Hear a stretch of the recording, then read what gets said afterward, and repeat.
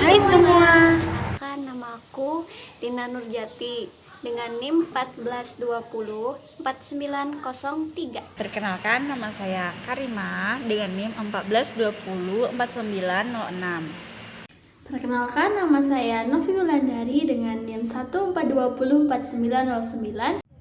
Nama saya Feribi Syatifa dengan NIM 14204904. Nama saya Srining Serva Kaubun dengan NIM 14204978. Kami dari kelompok 1 kelas AKM 3. Pada kesempatan kali ini, kami akan mempresentasikan hasil dari tugas kelompok kami yang diberikan oleh Ibu Mudita Sri Hidayah SKM MPH selaku dosen mata kuliah Kesehatan Reproduksi yang bertema siklus menstruasi pada wanita. Stay tune!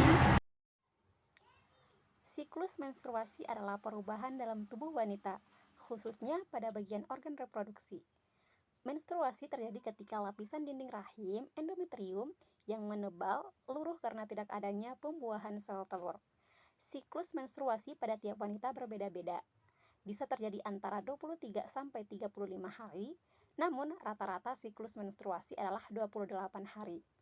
Hormon yang memengaruhi fase dalam siklus menstruasi ini ialah yang pertama ada hormon estrogen, ada hormon progesteron, ada hormon pelepas gonadotropin, ada hormon lutein, dan ada hormon perangsang folikel atau yang sering kita kenal dengan FSH.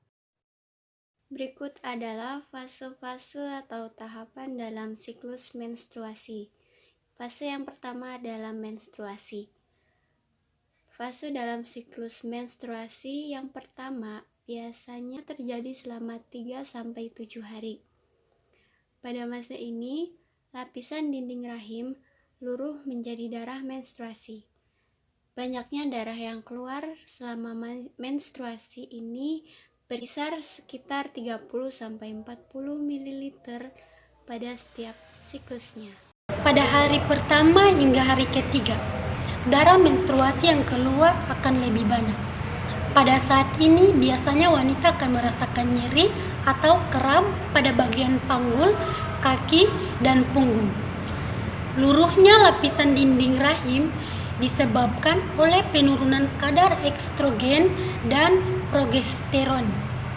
Pada saat yang sama, hormon perangsang folikel FSH mulai sedikit meningkat dan memancing perkembangan 5-20 folikel kantong yang berisi indung telur.